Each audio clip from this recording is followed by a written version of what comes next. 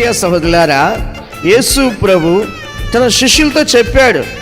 ఆయన లేఖనముల ప్రకారం పాపుల నిమిత్తం మృతి పొంది సమాధి చేయబడి లేఖనముల ప్రకారం 3వ దినమున లేపబడిన తర్వాత 40 దినాలు శిష్యులకు మరియు 500 మందికి పైగా కనబడ్డాడు. తన్ను తాను సజీవునిగా కనుపరుచుకొని ఆరోహణం అయిపోయేటప్పుడు శిష్యులతో చెప్తున్న మాట అపోస్తుల కార్యం 1వ అధ్యాయం 4వ వాక్యం.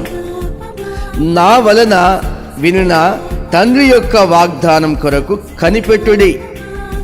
యోహాను నీళ్ళలో బాప్తిసం ఇచ్చెను గాని కొద్ది దినములలోగా మీరు పరిశుద్ధాత్మలో బాప్తిసం పొందెదరనెను. ఈ మాట స్వయంగా యేసు ప్రభువే చెప్పాడు. చాలామంది ప్రజలు బాప్తిసం తీసుకున్నారు, చాలా మంచిది. మారు మనసు పొందారు, చాలా మంచిది. అయితే పరిశుద్ధాత్మ పొందుకున్నారా? పరిశుద్ధాత్మలో బాప్తిసం పొందుకున్నారా?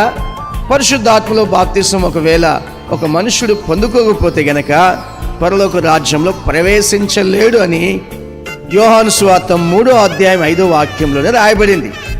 కనుక నా ప్రియమైన సహోదరులారా, ప్రతి ఒక్కరు కూడా పరిశుద్ధాత్మలో బాప్తిసం పొందవలని గనక యేసు ప్రభుల వారే స్వయంగా తన శిష్యులతో చెప్తున్న మాట.